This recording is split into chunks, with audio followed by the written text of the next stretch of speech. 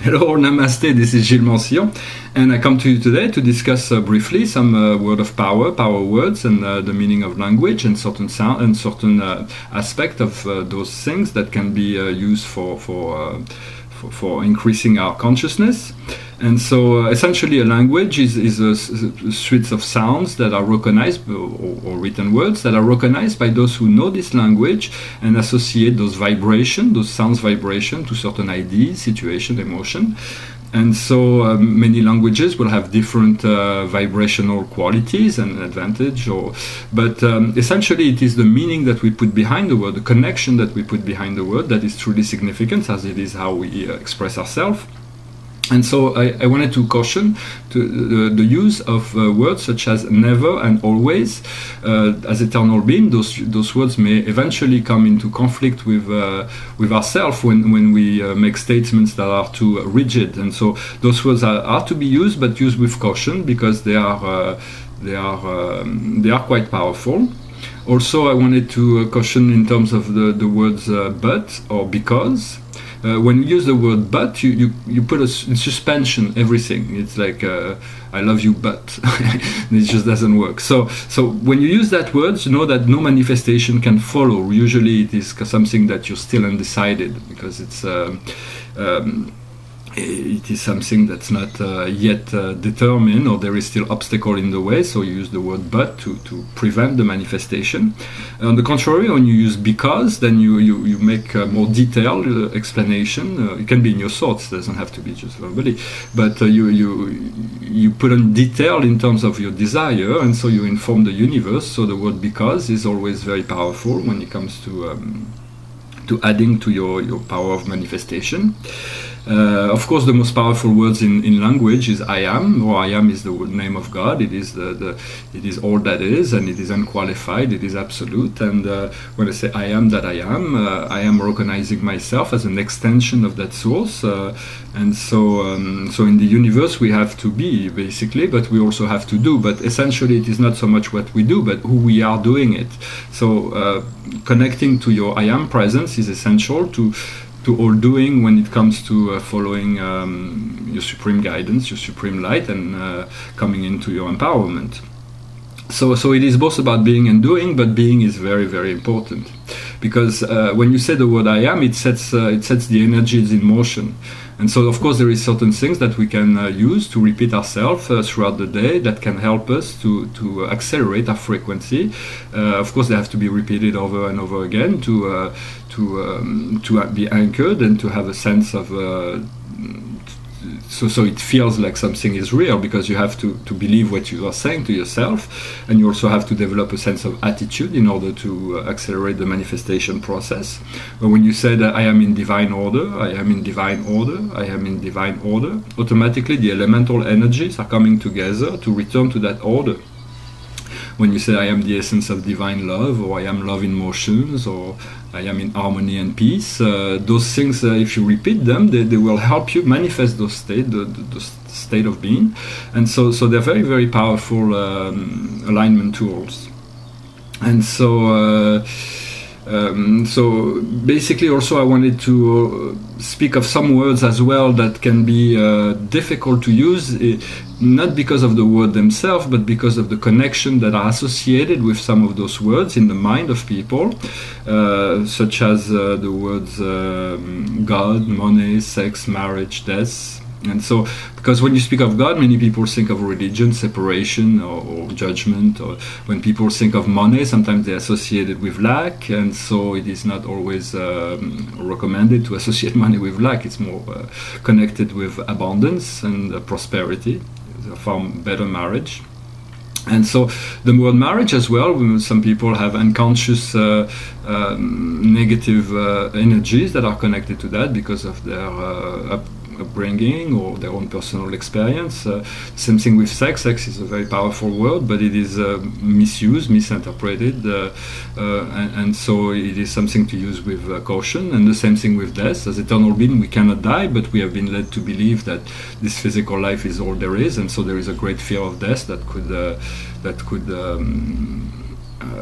prevent us from living fully our life. I'm not saying to do anything that can put your body in danger, but you don't want to be afraid of death. You want to know that when your life and the physical is over, you will return into the light, the life of light, in the light that you were before you came here. And so those words, God, money, sex, marriage, death, are kind of like, has to be used, they have to be used with caution with people, depending on their relationship to those energies, those words.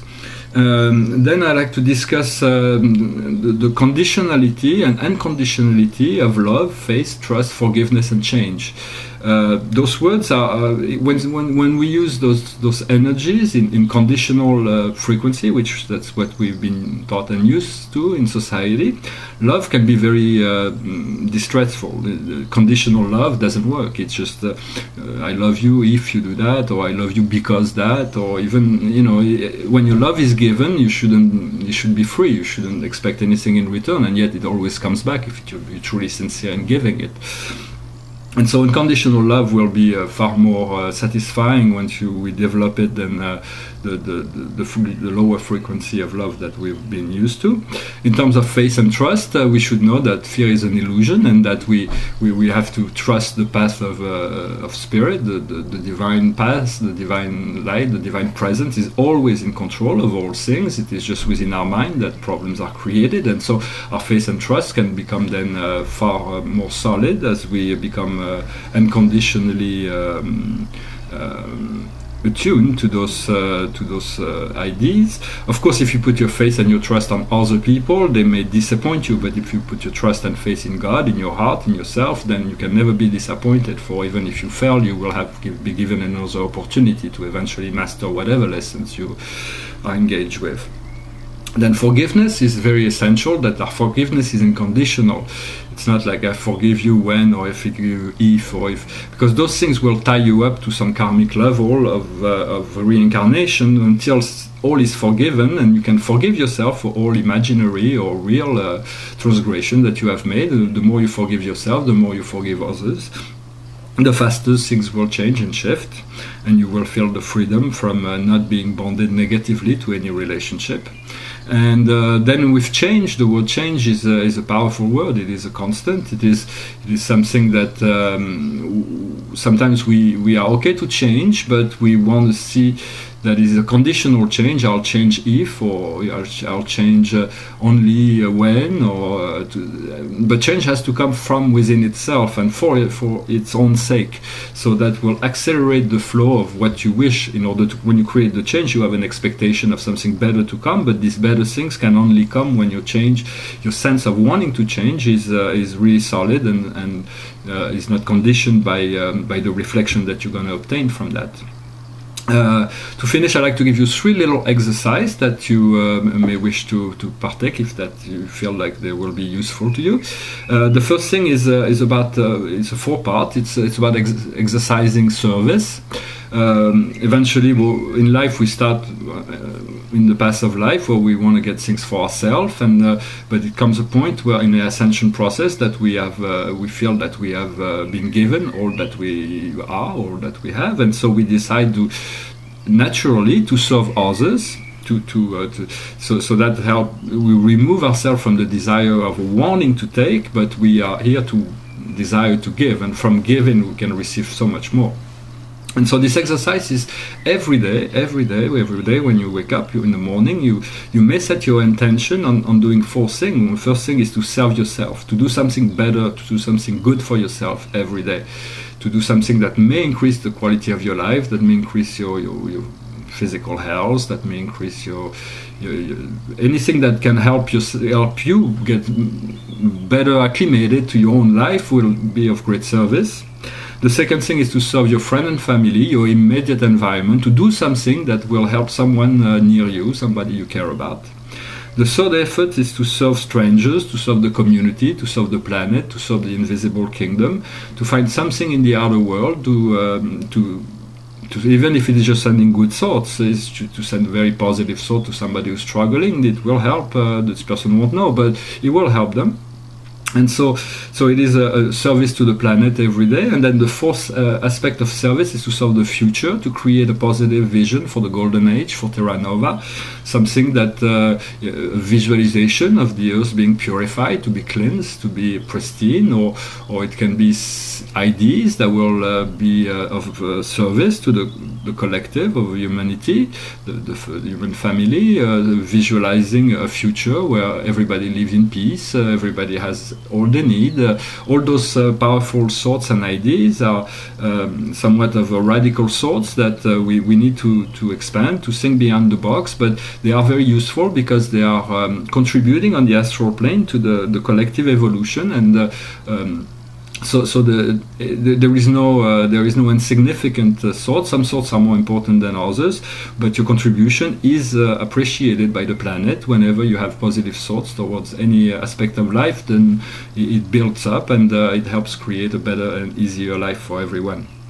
And finally, the last little exercise I like to present here is an exercise to clear up, not to clear up, but to open more your chakras.